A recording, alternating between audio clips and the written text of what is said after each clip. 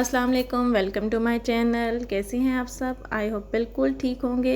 जो मेरे चैनल पे न्यू हैं प्लीज़ मेरे चैनल को सब्सक्राइब कीजिएगा और बेल आइकन दबाना मत भूलिएगा। वीडियो पसंद आए तो इसको लाइक, शेयर और सब्सक्राइब कीजिएगा। वीडियो को एंड तक लाजमी देखा करें। आज मैं आपके साथ शेयर करने जा रही हूँ चिकन पोटैटो बॉल की रेसिपी, जो कि बहुत ही अच्छे बनते हैं और बहुत ही सिंपल है। इसके लिए हमें चाहिए यहाँ पर हाफ़ kg आलू मैंने ले लिए हैं, 250 ग्राम चिकन लिया है मैंने। इसके अलावा मैंने यहाँ पर सॉल्ट और ब्लैक पेपर ले लिया है और मायोनीज़ ले ली है। ये बहुत कम इंग्रेडिएंट्स के साथ आसानी से बनने वाली रेसिपी है, जिसे बच्चे बड़े आपके घर में सभी इंजॉय कर सकते हैं। चलें जी, चलते अब हम अपने नेक्स्ट स्टेप की तरफ।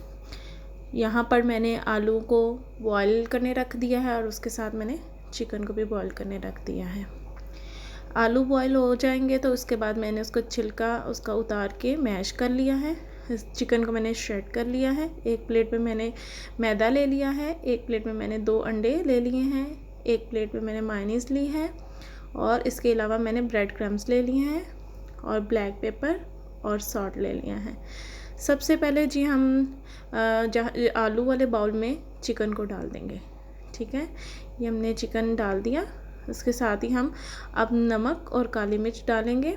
मैंने यहाँ पर 1 टेबलस्पून नमक डाला है और 1 टेबलस्पून काली मिर्च डाली है। अब इसको हम अच्छे से सबको मिक्स कर लेंगे। मिक्स करने के बाद हम इसके बॉल्स बनाएंगे। ठीक है, हमने थोड़ा सा मिक्सचर हाथ पे लेना है और हाथ की हथेली की मदद से इसे हल्का हल्का प्रेस करते जाना है। प्रेस करते हुए हम इसको बॉल की शेप देंगे। आपने लाजमी प्रेस करना है, वरना ये खुल जाएंगे। बॉल की शेप देने के बाद आपने फिंगर से उसमें होल कर लेना है और उसमें मायोनीज़ की फिलिंग कर देनी है। ठीक है, मायोनीज़ की फिलिंग करेंगे। इसके बाद हम दोबारा से थोड़ा सा मिक्सचर लेंगे हाथ की मदद से। दोबारा से थोड़ा सा मिक्सचर लेके हाथ की मदद से उसको हल्का हल्का प्रेस करेंगे और उस बॉल के ऊपर वाले हिस्से पे लगाकर इसको हम बिल्कुल बंद कर देंगे। अब आपने हल्का हल्का प्रेस करते हुए इसको अच्छे से बंद करना है, ताकि फ्राई करते हुए आपके बॉल टूटे ना। देखिए जिस तरह से मैं इसको प्रेस कर रही हूँ, अच्छे से प्रेस कर दें और इस तरह आपके बॉल कभी भी नहीं टूटेंगे, अदरवाइज़ ये खुल जाएंगे।